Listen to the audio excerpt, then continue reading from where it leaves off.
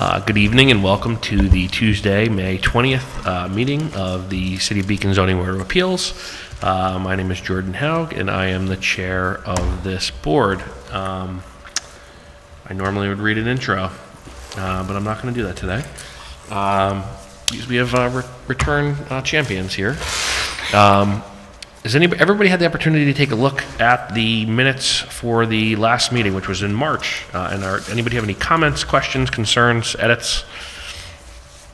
If not, could I have a motion to adopt the minutes from the March 18th, 2025 meeting of the Zoning Board of Appeals? I have one change. Excellent. Great. This is it. Where it mentions that the applicant said that the owner would be residing in the upper unit. It was more the owner is expecting to, in the future, reside in the upper unit. It wasn't a definite, and it really doesn't matter to the outcome anyway, but that's what we're saying. No, in the minutes. In the minutes. Which, where is it, Elaine?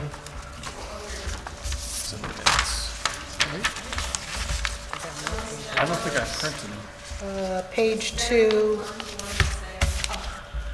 I didn't print my minutes. second bullet point from the bottom.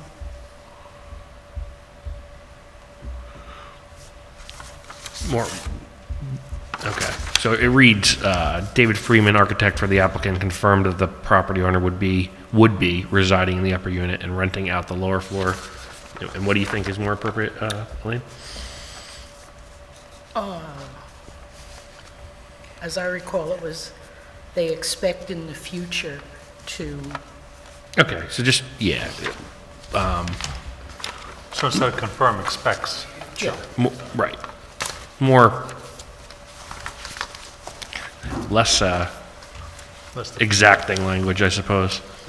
All right, with that edit, could I have a motion to approve the minutes as amended? With that edit, I make a motion to approve. Can I have a second? Second. All right, motion by Monto, second by Stowe. All in favor? Aye. Aye. George, could you just give a rundown of where we are? Yeah. Thank yeah. you. So this agenda is nice and straightforward. It's only 6 Cliff Street. So you may recall that the applicant or the applicant's architect appeared before us twice already. And at the last meeting, we closed the public hearing. They were seeking 2 variances. We were discussing the factors, and I was asked to prepare a denial to be voted on at this meeting. Since then, the applicant has hired counsel, Taylor, as you see. I believe a new architect as well, R.A. Siegel. So the project team has changed. There has also been some slight changes that I'm sure Taylor will walk you through, including an additional variance that has been identified as necessary. One of the things from the last meeting, and again, Taylor can correct me if I'm wrong, and he'll go over this, the applicant's architect agreed to remove a deck that was being proposed, and I believe now it's no longer being proposed. So the application itself has somewhat changed, has somewhat been cleaned up so that we actually know what is being proposed. So that's where we are. What happens now is that there's certainly, at the very least, a public hearing was going to be opened on the one new variance, because that wasn't heard at the last 2 meetings, but the public hearing should be open on all 3 variances, just so that it's cleaner, everything is encapsulated in that, and any changes that are discussed can be spoken to. And in fact, the notice that was sent out by the applicant was for a public hearing on all 3 variances. So that's where we stand. Unless you guys have any questions, I'm sure Taylor will explain everything else. All right, so what we'll need is a motion to reopen the public hearing on 2 variances on agenda item number 1, and then also open a public hearing on the 3rd variance on agenda item number 1. Anyone? So moved. All right, we have a motion by Stowe. Can I have a second? second, Second by Elaine. All in favor? Aye. Aye. With that, good evening. For the record, Taylor Palmer with the law firm of Cuddy and Fader on behalf of the applicant. Tonight, I am joined by our new architect, Peter Wintermantle of Aria Siegel's office. Unlike the prior architect, everything that we're going to discuss with you tonight is for your consideration. So with that, as the chairman stated, we are before you for a continued, bless you, hearing. We're not here for continued, bless you, but we're here for a continued public hearing for the existing two variances, and then based on the updates from our architect, we were able to discern that there should have been another application for variance relief for lot coverage. So as council had mentioned, let me give you a brief background here. Ultimately, the applicant is proposing to convert the existing building from a single-family dwelling that had 2 kitchens in the existing facility to a 2-family dwelling. And that's by installing an addition to the existing building, which will contain a kitchen and a new living room space. And we'll walk through the site plans and the floor plan in just a minute. Specifically, Peter will highlight that, but the relief that's being sought from you tonight regarding this existing non-conforming lot is for the minimum lot area per dwelling unit, the rear yard setback distance to the CMS zone parcel that's behind the property, and then for a maximum lot coverage, the maximum lot percentage of building coverage, which calculation was not included in the prior application. I'll go to the specifics of each of those as I just want to give you, sort of set the scene here. So while you know this parcel from prior presentations, as this is a new public hearing with updated site plans, as council mentioned, and a new proposal that eliminated the previously proposed rear deck, if I may, I'll take a quick step back and highlight some of the surrounding uses and showing how this property really is in consistency with this area of the neighborhood and the transitional district in which it's located. So for the benefit of the board, as Peter has up on the screens here, and for the public, for those that may be interested, this is a 0.6 approximately acre parcel, and it's in the CMS district, in the transitional district on the east side of Cliff Street. It's classified, as I noted, in the transitional district, and then directly on the screen you're looking at it left, and behind it are zoned parcels in the CMS zoning district. So that's the Cliff Street parking lot, and then what you know as Beacon Bread, or the back thereof of Beacon Bread. As noted, we are a non-conforming lot, and we have an existing one partial 2-story residential building, and then there's a single-story detached accessory garage in the rear of the parcel, closer to the CMS zone parcel, and there's of course paved driveways on both sides. I know in prior discussions you all talked about the amount of parking that's available on the site for the 2 units. So we did include an Exhibit A in our April 29th submission that laid out the area, which of course is a combination of residential, commercial, mixed use, and other uses within the T district and the CMS and the surrounding area. I believe it may have been discussed, but to the extent it wasn't, the abutting property at 8 Cliff Street, who we've discussed putting in new fences with, boundary line agreements with, that property itself is also improved by a 2-family residence and is the same size and actually slightly smaller than the lot that's before you tonight. It's also in the T district. There are other 2 families in proximity, and our Exhibit A goes through and sort of highlights some of those just to give you the context of this character of the community. The property north of the site is the Cliff Street parking lot, which we noted is CMS and could someday be improved by a 3 to 4-story building. We know that because the planning board likes to remind us that when we talk about applications for what could happen with public improvements or public lots when it relates to off-street parking. As the board may also be aware, and this was just very recent, as actually last week, the planning board considered a new application to the lot immediately to the east of our property, directly behind the applicant's property, proposing to do a 3-story addition directly behind our 2-story minor addition to this existing facility. So as it's important to highlight, directly behind this property is a property fully zoned CMS, where a 3-story addition is an as-of-right use on that property. And presently, conveniently for this application, a 3-story building has been proposed directly behind this site. Here the applicant is just proposing to convert the existing 2-kitchen, 1-family building immediately adjacent to a 2-family structure to a 2-family dwelling, which is a permitted use, by installing the kitchen facility and then a new living room space. Again, as noted, the 2-family use is permitted as of right. So as Peter's going to walk you through, the existing 1-story portion of the building, and part of it is 2 stories that are attached to the rear of the existing building, and these changes really are only visible from behind the structure, and potentially that new 3-story building that will be proposed, could be constructed directly behind us. We are proposing to reconfigure the first floor of the building, and then we're going to convert that into an independent living unit to install a partial new deck on the first floor level and to install a staircase at the second level connecting that to the roof deck atop the building. So as was suggested by your board at the prior meetings, the applicant's new architect did note that we are removing the previously proposed rear deck from the application.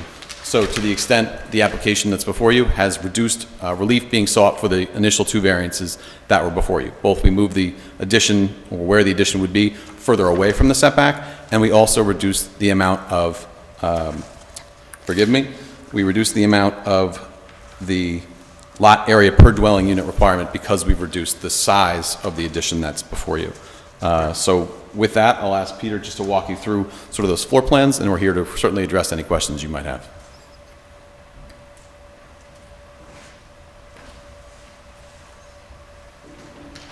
Great. Peter Wintermantle with REA Siegel Architect. So on the left of the screen here, that's the existing condition. So that rear portion, that's a one-story structure backed up to the original two-story structure. So the scope of the proposal is to, take that one story and go up into 2 stories. And then we also come out with that rear wall. So we bring that out 6 feet. So that's 2 stories as well. So, there's no longer that rear deck in the back. That rear wall of the addition is the same as the prior proposal. So that, just by eliminating that rear deck, that's where the difference in the coverage, the lot coverage, is taken into effect there. Just while Peter's flipping the screen, just to comment, I believe at one of the prior meetings there was a question about whether the applicant would be living in the space. She intends to renovate it and live in it herself, so the applicant does intend to live in this space.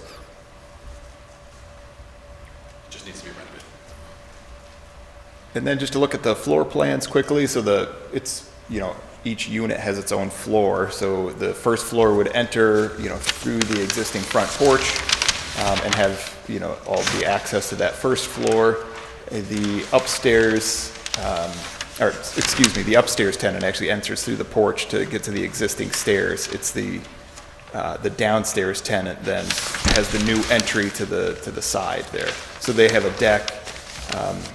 That deck is within the setback, so it's really just that rear wall pushing out that's creating the setback issue. And as you can see in the elevations, not to get too much into the architecture, but it's, it's really just set back behind the main building. The roof line's broken up a little bit just to differentiate it, but it's a very minor addition compared to the existing condition.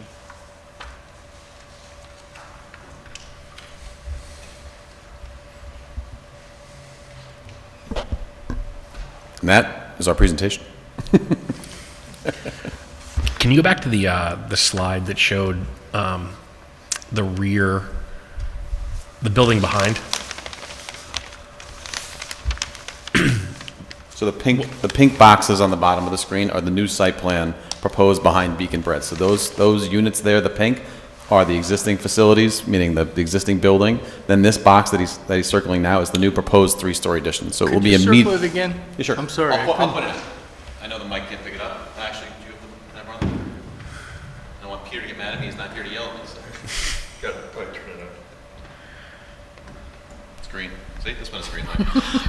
For the benefit of those keeping track at home, I'm pointing to the pink squares. This is the existing buildings that front on Main Street today. The application that's proposed, for not before you tonight, is for a 3-story addition, meaning a new building to be built behind Beacon Bread. The application that's before you is the red box. So the addition is about right here in relation to a 3-story addition that's about to be proposed behind it, or is proposed. Will that need a variance, that 3-story building? No, that's a permitted as of right use. They could actually go 4 stories if they had relief from the city council. Where's the parking lot? The parking lot is right here. Okay. Main Street, Yep. parking lot, 6 Cliff Street. There's an alleyway that actually goes around 8 Cliff Street, which I think you guys talked about at a prior meeting. Yeah. We have a driveway here on the side. We have a driveway here. We have an existing shed. You can see the actual garage here. And then the addition for our lot is right here, which again is directly behind where this new 3-story building would be. And what's that address on Main Street, do you know? 193, 195. Thank you. I should know that. 193, 195. Correct.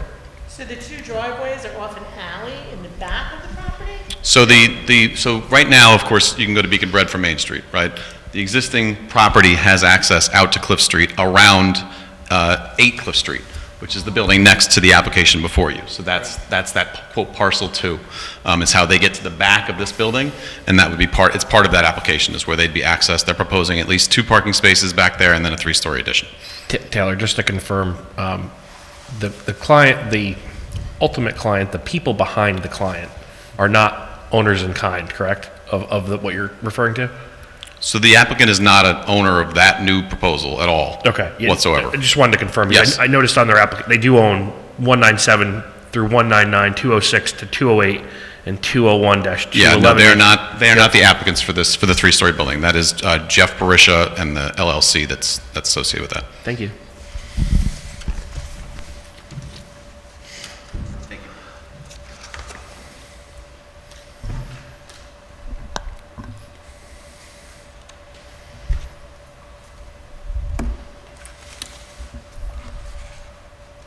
And that driveway out to Cliff Street, that's a separate parcel from what I saw. Could you maybe go forward? But it is owned by Beacon Bread. Oh, It's owned by the entity that, it's owned by Right. Mr. Barisha's entity that Right. owns that parcel. It is a separate parcel. It itself is zone transitional. The remaining balance, all that you can see of the black outline, that is all CMS. But So 8 everything Cliff behind this Street has parcel. an easement to use that driveway. But it's not part of Yeah, but it's not part of the app, yeah, I'm just pointing it out Okay, for I'm the just reference. Yeah, I trying believe to- you're correct, but for the purpose of the application, it's just to highlight that this minor 2-story addition in relation to what is available for construction and is presently proposed before the planning by a different applicant, kind of gives you the context of the de minimis nature, or at least consistency with the character of the neighborhood that this application presents. And Taylor, I think maybe to contextualize, you had an aerial before that sort of showed the existing. Good point. Thank you, George. So that, as you can see in the bottom, so the red box is 6 Cliff Street, which is the present application. If you were to go to the top of the box, that is where the 3-story addition is proposed behind Beacon Bread. If you see on the right of the red box, that's 8 Cliff Street. You can see that little narrow driveway. That is the present, that's that easement or ingress egress to the back of Beacon Bread and/or to the back of this new proposed addition. is there another way in from the other side? No. No. Okay. But there are 2 parking spaces from the back. Yeah, I'm not sure the existing number of spaces, but right now it's just an open parking area for now. For the existing building, for the existing Beacon Bread building and the apartments above it. And since you took over this file, have you had any, or anyone from your office, had any discussions with the neighbor? I know that there was discussions with them, and I was just wondering if you have also had discussions since replacing. We did. Thank you for giving the opportunity to present. We did speak with the neighbors as well with respect to the fence. I think the prior architect submitted a letter that identified that there is a new fence that's going to be installed, which is still proposed, and the applicant is still going to do that new fence. What we've proposed with them is a formal boundary line agreement, so that to the extent that it's already been committed, I mean, they're not here this evening, but they came to you and presented that they were not objecting to that nature and that the fence is in fact what they're looking for. So the goal of that boundary line agreement is just to say that fence would be constructed on the applicant's property, and it would just mean that the 8 Cliff Street owners would not be adversely possessing, or the future owners of that property are not adversely possessing our client's property by having a fence extend into our property on the site, or vice versa. And your understanding is they intend to accept that proposal? We have to give them the actual agreement, but generally speaking, they were more just looking to have the fence put back up between the properties. So because we're lawyers, I guess, we try and formalize these things, but it is a private matter between the neighbors. But part of the application, we're pro-offering that we're to be installing that fence, which the neighbors came to the hearing previously to request, or at least seek clarification on. Well, they were disputing the lot line. And I can get into that too. So Stephen Green is our surveyor, so he identified a mistake in the original deeds for the property. So in the description in the original deed is plotted, it comes out to show that the property is as slanted and not a rectangle. So that was the whole issue in the first place, was trying to get that reconciled. So there's actually like a piece of land between the properties that neither party... No man's land? It's no man's land, quite literally, or no woman's land. It's just a piece that they couldn't deed to themselves, they couldn't deed to us, we couldn't deed to ourselves. it's a title attorney's problem for another day, but the importance of the boundary line agreement to an extent, if they're, assuming they're willing to sign it, will just show that neither of them are adversely possessing each other's property. The fence, we can install on our property sort of irregardless, and even if it were a private dispute, that's, I mean, as far as that nature is concerned, it is between the parties. On the other side, though, it's between your client and the city, right? Oh, on the other side of 8? Sure, yeah. It would actually be them and so on 8 Cliff, so No, Are you- on the left, so. Parking lot side? On the left-hand side, facing, The north the side. park, Yeah. got it, so the Adjacent to north the side, park. so the parking lot side, that would be with the city, yep. and so that is slanted, it's slanted in, right, from that side, in theory, legally? And is that, okay. But your proposal But the is, lot size, so what we did was just calculate our lot size based on what's there, and I think the building inspector put forth a more conservative lot coverage number, and that's the relief we're seeking. It's 4.5%, and that's the trigger. That would only, the only variance that even relates to those conversations is that, so we're seeking that as the minimum relief necessary for the site, where it could be it could be 4% instead of 4.5, yeah, okay. for coverage specifically. How can they have 2 driveways in the front yard? And isn't there any side yards on the existing garage that have to be addressed? It's pre-existing. I Yeah, guess, it's existing non-conforming. The garage is not being changed as part of the application. Taylor, you had a frontage picture, like a street view.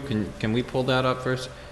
Because Montos, you mentioned the driveways, so I think Taylor, those are the driveways we're Correct. talking about, right? Yep. Like right behind that Yeah, the light fence, pole? the fence that is, so whatever the Ford Taurus that's up there, the fence that was discussed is actually the one beyond the car, right? That's the fence that was Yeah, I removed. guess the questions, I'll just put it into the mic. My questions were, how is it we're allowing 2 driveways in the front yard? And how is it that we're not addressing an existing garage even though it's non-conforming, being that there's modifications done to the Well- property, or proposed modifications to the property?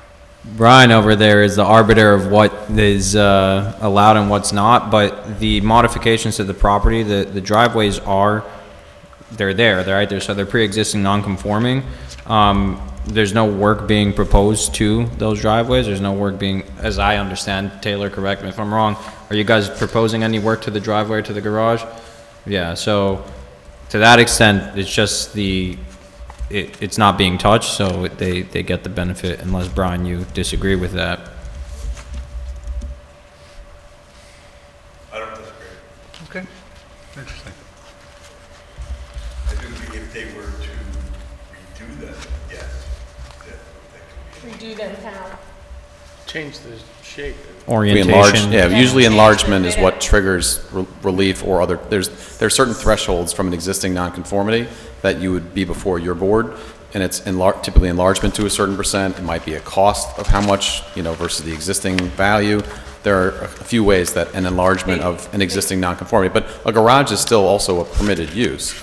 It's maybe a coverage consideration, but a garage is, of course, accessory to a single-family use, which is permitted also as of right. So the use itself is not permitted. How did they get to that? The driveway system, I think that's a planning board consideration where they could decide one or the other. On Main Street, for example, they try to have no driveways. No, the reason I asked the garage, it seems like it's sitting right on the property lines. That's Yeah. why I asked the garage. Right. If the garage was eliminated, would they still have the same coverage issue? The garage, Brian, the garage is considered in building coverage calculations? It is, So so, if that was taken out, they'd no longer have to seek the variance for the coverage issue. Well, if I may, the garage is also, as you noted, right up to the lot line, so it's further behind the addition, and they certainly utilize that space for the facility. I think really, what this is tantamount to is really a legalization of an existing use that probably shouldn't have been, right? It had 2 kitchens, it was being used as a 2-family, next to a 2-family, in a corridor of 2 families, and they're really just trying to legalize those existing uses in a way that it's safer for the occupants and has the permissions through your board, understanding fully that the context of this area is replete with 2-family and/or what could be a 3 or 4-story directly behind them. So they're just trying to, you go To Bruce, I'm sorry. Or Corey. I'm one behind. Does that garage have 2 a behind. door in the back too? Corey, too. Does that garage have a door in the back too? Because How do you get? how do you put a car in that garage? What do you mean? It just pulls right, There's a door on the front there. yeah, it's on the front. Yeah, but there's no driveway there. Yeah, that the driveway comes right to grass. it. I guess they drive on the grass? Is that what it is? Does that Driveway goes right to that garage. The driveway on this side of the house goes right to it, and then there's another driveway on the other It shows side. here it's only like 8 feet long. Yeah, it doesn't show that at all. I think that's It's only just what's grass. paved. I was thinking maybe there's a door on the other side of the garage that they access through that alleyway. What do you want? Yeah, I think it's just on the survey, they just identified the scope of the paving. I think maybe it was paved more towards the garage at one point, but in reality now, It's grass. it looks like grass with maybe some tire tracks, but I think the extent of the actual paving for the driveway is really just the apron really right there. And Montos, I think to your point, the driveways are not in the front yard in the same way that they were on that other application, right? They're not in front of. No, you're right, they're not. Yeah. So I just wanted to Right. distinguish that. That's a good point. Yeah, thank you. And Brian? I'm curious, the house next door at 8, is that a legal two-family? I can look it up, I don't know. I know the property card says it has 2 kitchens, but I don't know if it's a legal two-family and when it became a legal two-family or if it was grandfathered in. We foiled this, but let me just see if we have. Okay. That doesn't necessarily mean that it's legal, that means that the assessor at some point determined it to be a two-family. And I was curious how long it had been a two-family and if it was grandfathered in when they changed the transitional zone because it had already been a legal two-family.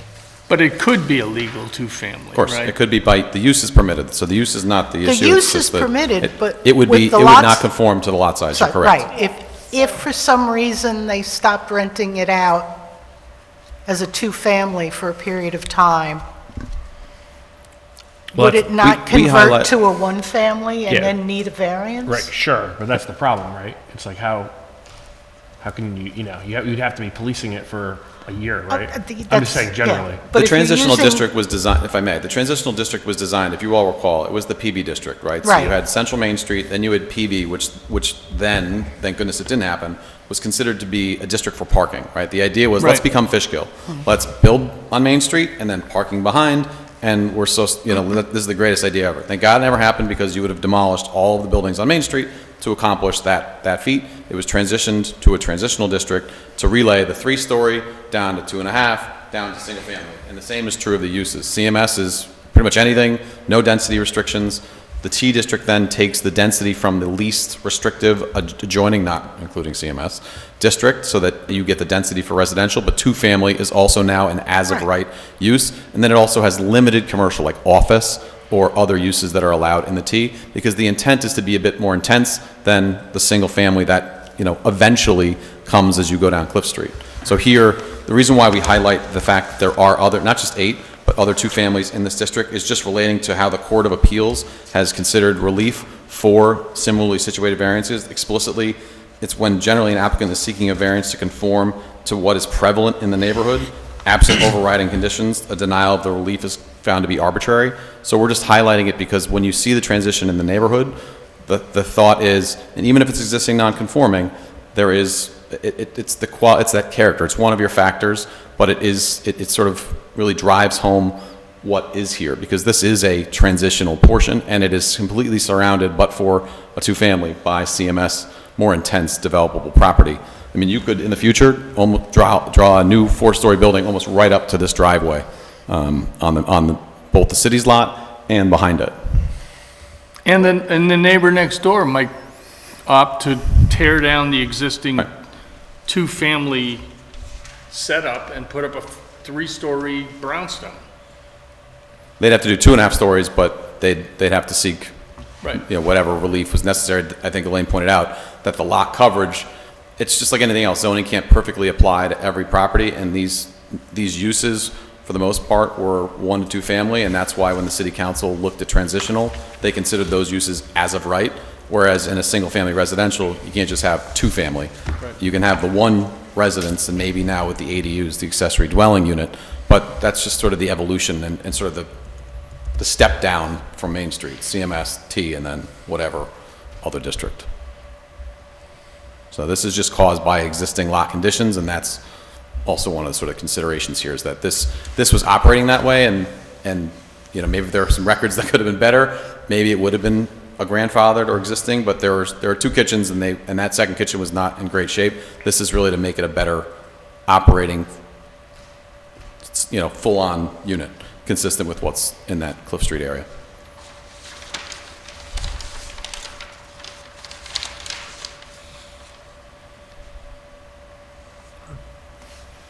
So that's gonna be a new front porch, looks like. It says existing porch. Yeah, that's existing. I mean, the owner may choose to replace some things in kind, but the new, you know, we're really just focusing on the new scope of the, you know, the new work is the addition in the back. But obviously, they're going to have to, you know, replace some siding as that ties into the addition. It just looks like in the elevation that it's upgraded windows. You know, it looks like it's getting a facelift too, Yep, yeah, I think, but it's actually not. So what we're looking at here is a fantasy. no, I believe that the owner was, you know, not fully, you know, 100% sure whether they're going to, you know, reside the whole structure or, you know, rebuild, you know, pieces. But, you know, again, that would all be kind of replacing in kind, not enlarging In the the footprint or anything. existing space. Right, we wouldn't be before you if we were just renovating the existing facility. Even if it was an existing two-family and we were just modifying the facade, there wouldn't be a change that, sort of a certificate of compliance maybe for like HDLO purposes, that might be there, but beyond that, it would not be a variance that we were seeking for that. The only reason we're here is because of the rear of the building. Right, but, you know, in considering whether, okay, we'll allow that, even though the lot doesn't conform, we certainly don't need to allow it. It's not allowed now, so we could deny it. Well, the use is allowed, just not the I right. understand, variances. I understand that. But I'm saying, you know, looking at this, one of my thoughts was, it's gonna really be an improvement. You know, with brand new windows and, you know, so, to me, that means something. You're gonna have a more sightly unit Sure. there, and that would matter to me in deciding whether or not to grant. I think the applicant's intent is to improve the overall structure. She wants to live in it herself. So, and as Mr. Haug mentioned, they are owners of other properties in Beacon as well. So, I mean, their goal is to not be a, you know, turn and flip. They're intending to live in the space. So we can certainly represent that back to them. But again, the improvements are to the rear. I agree with you that a full, you know, changes would certainly be Well, desirable. this is represented to us, so this Yeah. is what I'm looking at. So I'm saying, gee, well, you know, that's gonna be a nice improvement, and I think that it'll be a good thing, And the back is being improved, right? So they will do those new upgrades. And a roof, you know, a rooftop deck, and, you know, it would really modernize that Right. whole, house. So, but that's not in the plans, and, If the board conditions that, I mean, I don't necessarily see the connection to the relief that's being sought, but I don't think the applicant's going to object to, I think the intent is to improve the full facility. But right now, they're really just looking to really legalize the existing conditions and then put on the improvements to make that an actual functional space, sort of all around. And they did reduce the deck too, so they have reduced the nonconformities since the prior presentations. But we can certainly represent that, and I think that is the intent. But if the board sees fit as a condition, you know, that's certainly something that the applicant will have to consider. Sorry, just two questions, Yeah. and like this is to whoever wants to take it. Is the term lot coverage and building coverage interchangeable? Brian? So I've just heard, so, I've probably used them interrelated, but the wording should be maximum percentage of building coverage. That's the, but if I've used them no, I don't know if you have, I just think generally speaking, I've heard it as known as lot coverage, and this, I think maybe the first time I've heard it used as building coverage. And So outside of Beacon, I know some places say building coverage is building coverage, and lot coverage is a building plus any other improvement. driveways, Yeah. patios, things like that. Right. Okay. How Beacon defines it, I have the code open right now, and I could look it up, but it might not be a quick answer, so. I can let you know, so there is no building coverage definition in the zoning code. There's building definition, then there's coverage definition. Coverage is buildings and structures, excluding patios, driveways, and sidewalks. So it's just accessory accessory buildings and the house. I was going to ask, what is a structure that's not a building? A deck, a pool, a tennis court is one, which is, driveway's not, but a tennis court is. And there's a few others spelled out in the definition of structure. And some other municipalities have you count the driveway as well, and any walkways in the backyard or around the house, so you have separate calculations for building and decks and all that, and separate calculations for that, plus any asphalt and concrete basically on the, Well, that's something else, right? That's the, that's lot coverage. Well, depending on the municipality, that's quote-unquote lot coverage. We're just concerned with Beacon. Yes. right. I was just trying to get definitions because I've often heard people, well, I understand this to be is known as lot coverage, but then now I'm seeing it, I'm assuming correctly. And Yeah. so I think There's a reason that some people will differentiate between the two terms. The lot could also be covered with then you get into discussions of what's permeable, right? Some communities might Yeah. consider a permeable paver as impervious. And, I mean, that sounds counterintuitive, but that's just how their code or their prescription is. They don't want parking. Maybe there's a lot of reasons why they do it, but to Judith's point, that's each community's gonna have Okay. its own way. So I think what would be the most helpful for me, can you just highlight the changes in the application from what the previously submitted application? Because just to recap, the board, on the last meeting, we had one absence, but the board had authorized our attorney to write up a denial, so I think there was intent possibly to go that way, and so I think it's important to highlight what has changed. Sure. So there are three variances that are before you. The first variance, again, explicitly is from the city's zoning code for the T district, which is lot area per dwelling unit, which is 2,500 square feet. And then here, there would be 1,641 square feet per dwelling unit proposed, so we needed a variance of 859 square feet. So from the prior design, which proposed 1,631 square feet per dwelling unit, required a variance of 869 square feet. So we've reduced that by 10 square feet from the prior submission to the extent, that relief is needed here. The second variance is regarding the setback, which is, I think, one of the more significant, which the board talked about the deck and some of the other improvements existing. And in what we're requesting in the T district, or what's required in the T district, is 20 feet, and we are proposing 10.7 feet. So we need a variance of 9.3 feet from the setback from the new three-story building proposed behind us. And it should be noted that the prior design called for 6 feet. So we moved it further from the lot line, where it was 6 feet. So that would have required a 14-foot setback. So we've reduced those two variances, and then as noted, the third is unchanged. I mean, it would have been reduced from what had been proposed to the extent it didn't constitute other coverage, building coverage or lot coverage or the like. But in this instance, in the T district, building coverage is permitted to be 40%, and we're proposing 44.5%. Therefore, we need a 4.5% variance for that specific coverage. And that, to the extent that's reduced, it's really minimal over what had been previously considered, depending on how that deck would have been calculated. Thank you. Okay. Anyone else have any questions? And if I may, just for the benefit of the board, I mean, the new information that's presented is significant. We talked about a new application behind the building, which is substantial. That's a 3-story addition directly behind our 2-story building. That's a big change over existing conditions. Same is true of the other information about the other facilities that are 2-family in the corridor, which creates that community character and consistency. So I think those are important considerations when weighing whether to grant this the relief that's requested tonight.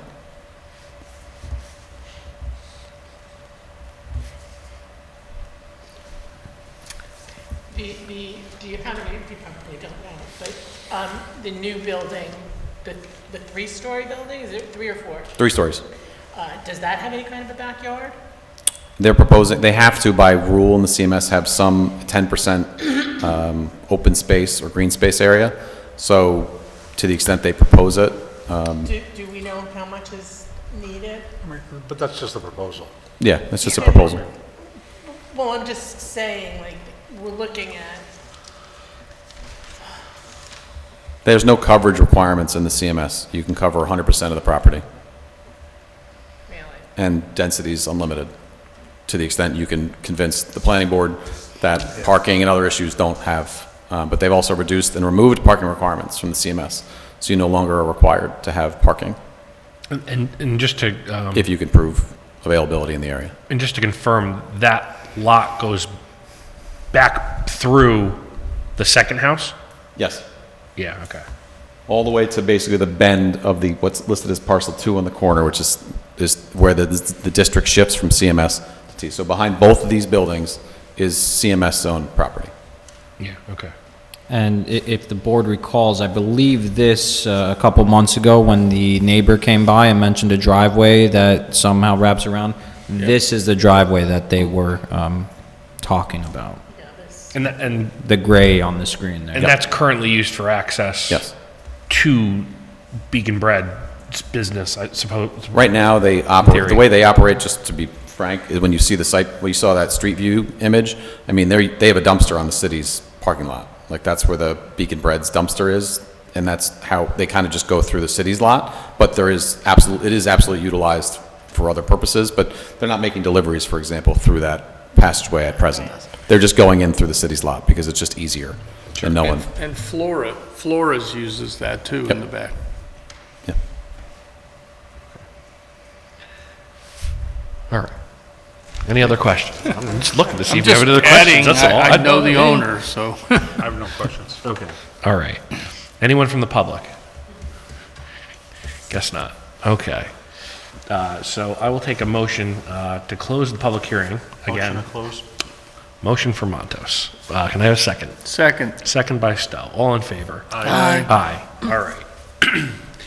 So we will take these one by one. And we'll go through the factors. So the first variance proposal is for an 858 and a half square foot per dwelling unit minimum lot variance where, George, is it correct, 2,500? Yes, 2,500 is the minimum required lot area per dwelling unit. Per dwelling unit. So, and the proposed lot area per dwelling unit is 1,641 and a half square feet. Yep. Thus an 858 and a half square foot. Variance per unit? Yes. Yeah, okay. You take it divided by, if it was one unit, you wouldn't have the issue, et cetera. Right, and so this, and again, this was reduced by about 10 feet per square foot, per unit. Per unit. From last time, okay.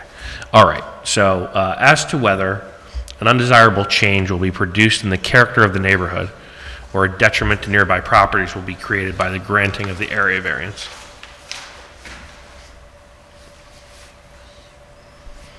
Yeah, I don't think so, just because it fits with the character of the rest of the homes in the area, the rest of the lots in the area. and it is abutting up to a commercial zone also. So I agree, I think it's changed character.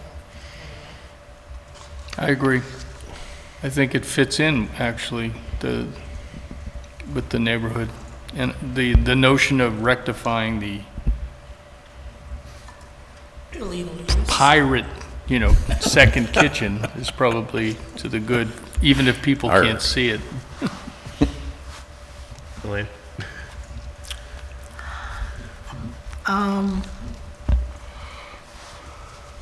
I don't think it'll be a major change to the character of the neighborhood.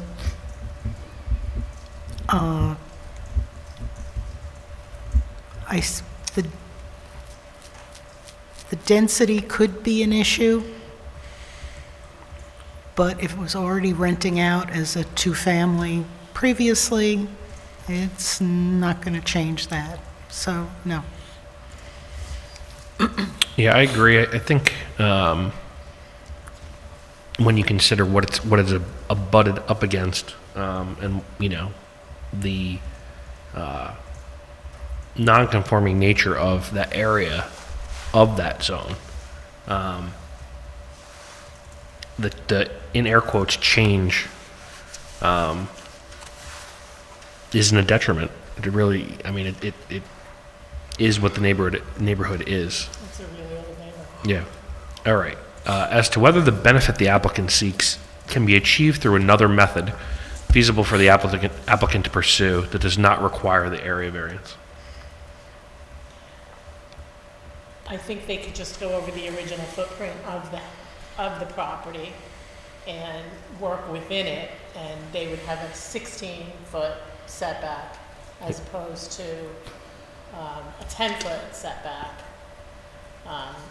Those numbers might not be exact, but right now it's got they're adding some back. Yeah. So they need more, they need, that's what the variance is about. is The getting- 9.3 feet they Well, want. yeah, great thought.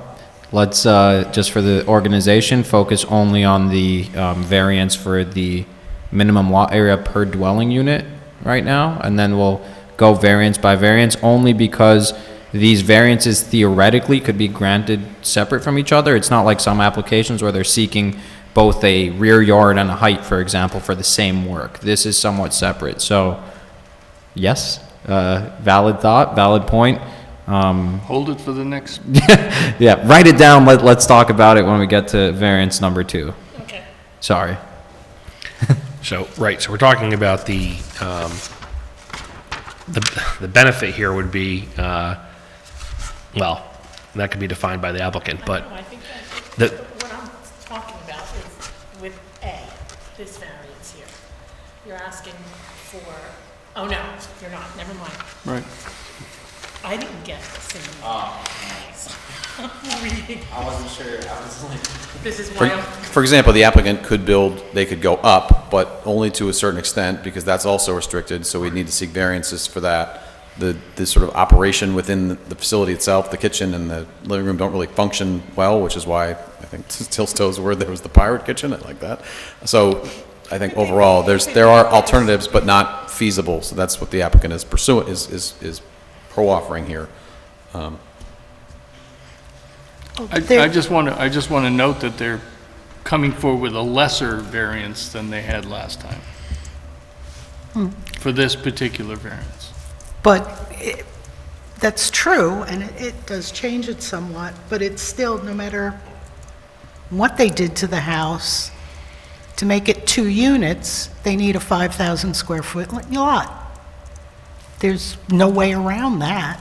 correct. So I mean, I think that speaks to there not being another method feasible for the applicant to pursue, right? I mean, You couldn't even make smaller apartments, it wouldn't change the problem. right. Right. Okay, so I don't think there is a way for the applicant to achieve their benefit Some of that them, doesn't require an area variance. All right. As to whether the variance requested is substantial, yes. Yes, it's 30%, basically, at least, between 30 and, I figured it on the past numbers, but between 30 and 35. Yeah, I don't think it is when you compare it to the character of the rest of the neighborhood. Standing on its own, if you look at it mathematically, you could say black and white that it is, but you have to take it into the character of the rest of the neighborhood. So with that, I don't think it's substantial based on its environment. I would agree with that. I'll go with Montos's qualification that it is if it was hanging in space all by itself, it would be significant, but because of the nature of the neighborhood, it isn't. Right. Yeah. But I think that's really more addressed in the first question we asked, whether it will change the character of the neighborhood. Sure. Character of the neighborhood is one issue, the amount of the variance is another, whether it's Well, I think substantial or Montes not. actually almost quoted the Court of Appeals in citing what the characterization is. It's not just the substantiality is just a mathematical calculation. It's actually supposed to look at the totality of the relative circumstances, which considers the community character and all the other Well, factors. that's So, why we have the different factors, because no, we but this weigh them. particular factor looks not just at the numerical threshold. It does take into consideration all of those. But I totally understand what you're saying, Elaine, for all intents and purposes. But numeric is supposed to be tied to the character of the community. Yeah, I always say that the substantiality isn't just mathematical means, it's general impact. Is the impact substantial? Is the request in the context of whatever substantial beyond just mathematics? Doesn't mean you can't consider mathematics, but something sometimes we've seen that we get lots that it's a substantial number, but it's not a substantial ask, for lack of a better term. All right. Moving on. As to whether the proposed variance will have an adverse effect or impact on the physical or environmental conditions in the neighborhood or district. No. No, for all the reasons we've discussed now. No. No, I agree. And as to whether the alleged difficulty is self-created. oh, Lord, yes. Well, if I may, just for the purpose of the record, the applicant did purchase the property with the existing nonconformity, which again, it doesn't mean that it was not solely because they are presenting this new proposal to you, but at least some portion, I'll say, was not self-created. Elaine says Okay. no. Good luck. Nice try. You can't get around the self-created That's true. thing. Ignorance is not an excuse. So that's a no? Darn pirate I mean, kitchen. come on. Yes, the pirate kitchen is staying. That's going to be you just made history. You're never getting by Montes. that one. Yeah, they're all self-created. Okay. We'll hold our vote and we'll do a discussion on the second. So variance number 2 is for a 9.3 foot variance on a rear yard setback where 20 feet is required. And go through the same factors. So as to whether an undesirable change will be produced in the character of the neighborhood or a detriment to nearby properties will be created by the granting of this variance. No. No. No. Anyone want to give some reasoning for George? No. No. You're welcome.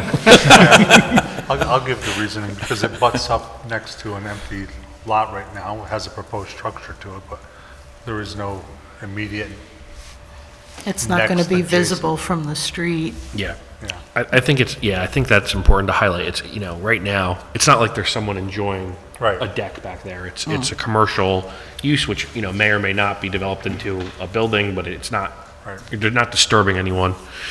Yeah, and it's a parking lot on the other side, so on Yeah. one side, people can't complain about the view being impeded or something. It's a parking lot. Okay. Well, it can. That's true. As to whether the benefit the applicant seeks can be achieved through another method feasible for the applicant to pursue that does not require the area variance.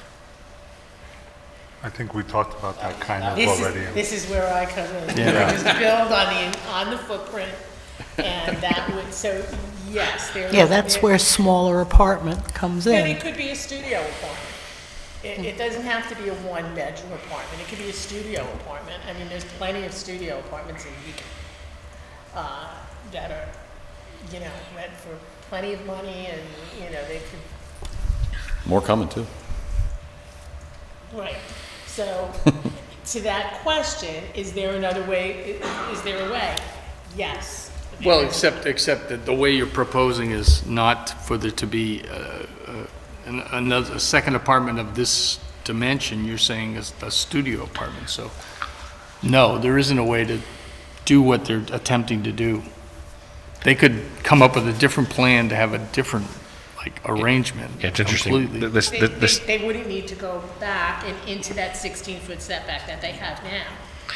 But it depends on how you, this is the tricky part about this, Yeah. this factor is how do you define the benefit the applicant is seeking, Yes, right? exactly. So sure, Well, they're you're, looking for living spaces, and Well- living spaces can be smaller. Well, they're looking for, for a two-family unit. Yeah. You can have a smaller two-family unit. is that the benefit the applicant is seeking? I mean, you can, that can be your determination, of course. I think it's malleable. Yep. I don't think it would be something that I would make a decision on, that, oh, yes, it can be done in a different way, but that, to answer that question, for the record, yes, there is a way. It can be Right, done. and they could go up, and that would That's- require variance relief. So it's the same, there are a number of other ways, it just would also potentially So create that- more that's- relief. That's my only point. Montes, any wisdom to impart? Look, I don't think it's really that relevant to the decision-making. Okay. I think it's pulling hair, or whatever the saying is, pulling teeth. Yeah. I don't think it's that important. I don't disagree. As to whether the requested variance is substantial. I don't think so, for all No. the points that we talked about. No, I agree.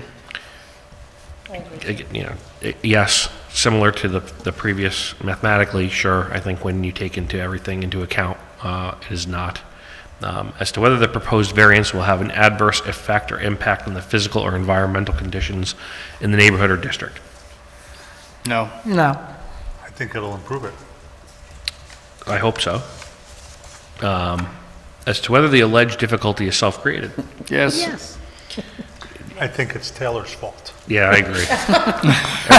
It's me, hi, it's the problem, it's me, Okay. Taylor Swift.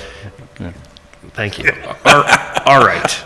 And then as to variance number 3, which is a 4.5% building coverage where, George, can you help me? What is, sorry, it is a 4.5% variance. It's a 4.5% building coverage variance, where the maximum percent of building coverage allowed is 40%, and the proposed building coverage is 44.5%. Okay, thank you. As to whether an undesirable change will be produced in the character of the neighborhood or a detriment to nearby properties will be created by the granting of this area variance. No. No. No. No. For all the reasons we've stated for the other two? Previously, Yes, great, excellent. As to whether the benefit the applicant seeks can be achieved through another method feasible for the applicant to pursue that does not require this area variance. No. Yes, remove the garage. Yeah, I agree with that. That's actually true. I agree with that. Oh, that's interesting. So there are a couple of ways that you could not need variance, but But I think that variance in particular is quite de minimis for the fact, just adjacency is relevant here, where the CMS district, full lot coverage and full building coverage. So I think that kind of gives you a good representation of what's happening here versus what's surrounding it, and how it is itself half of what could be around it. Yes, Or but less than But what's half, I guess. around it is zoned differently. Well, It's true. asking them to proposed. demolish the garage is a pretty expensive proposition. I think that's a better angle, right? It's, what do you want for 4.5%, right? And it's, so sure, yes, could they destroy the garage? Yes. Does it make more sense? And at get- the end, what do you get? Right. You get a little bare piece of, And if I may, the prior architect didn't even know that we needed that relief. Did you point that out, or did the building inspector point that out? They did. So you told on yourself? Honest Yeah, Pete, yeah. honest Pete, and honest REA. Wow. Okay, question. Local knows best. Probably irrelevant, but I am curious. Could they, in fact, turn the garage into an accessory dwelling unit if they so desired, since it's course. pre-existing? That's a very small garage. No, because they would, wouldn't they need the same variance that? no, yeah, exactly, Willow. Wouldn't they need the same variance that Willow sought? You can't have an ADU if you're a duplex.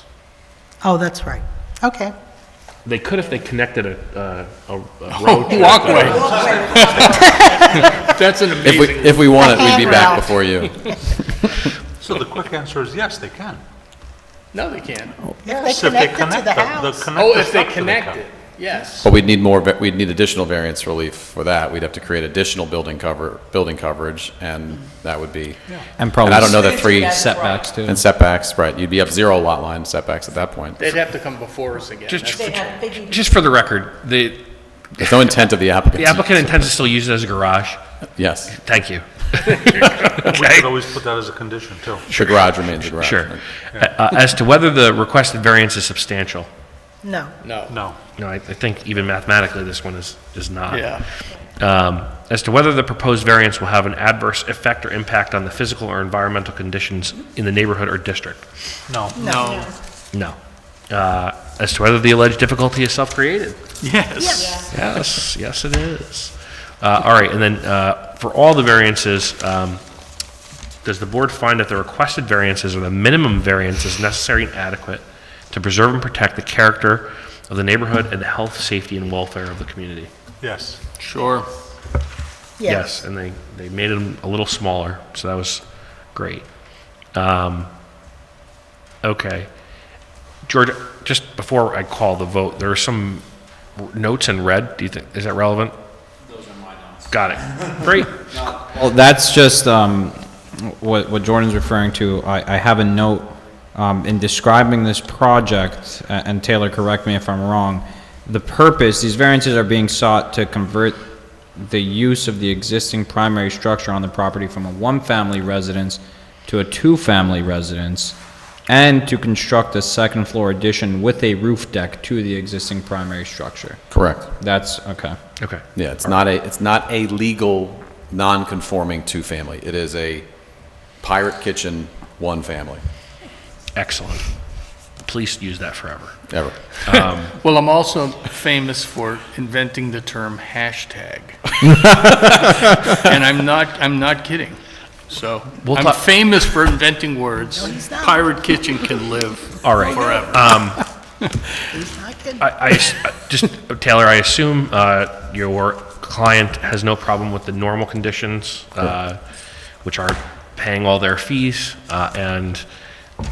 yeah, Obtaining a building permit within 6 months of the date of the adoption of this resolution, commencing construction within 6 months following the date of the issuance of that building permit, and completing construction and obtaining a CO within 24 months from the issuance of the building permit. Yes, they accept those conditions. Great. Any other proposed restrictions or conditions that the board may have?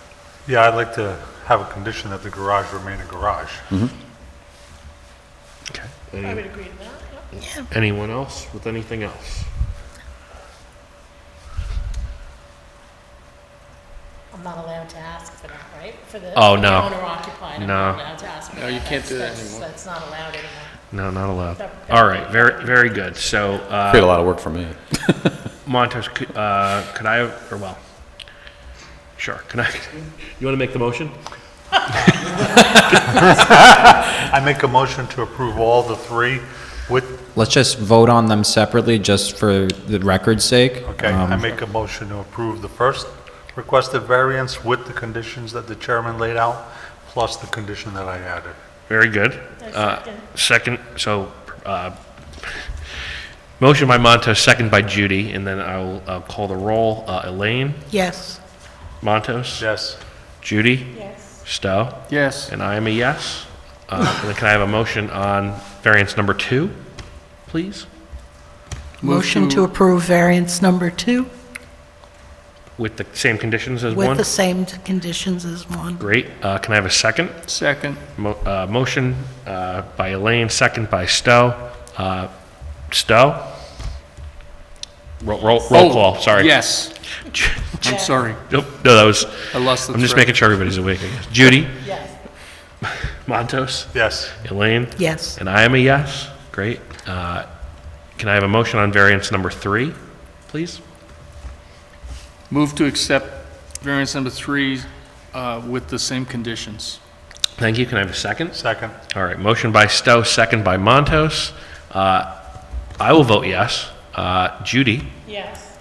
Stowe? Yes. Elaine? Yes. Montos? Yes. All right. Thank you. Can I have a motion to adjourn this meeting? Well, actually, when is the next meeting, please?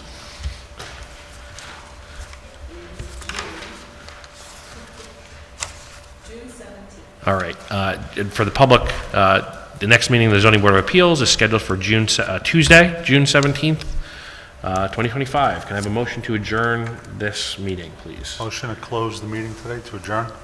Can I have a second? Second. Motion by Montos, second by Stowe. All in favor? Aye. Thank you. Thank We'll you. see you in June. Can't wait. Different application. Why are we going to see him in June?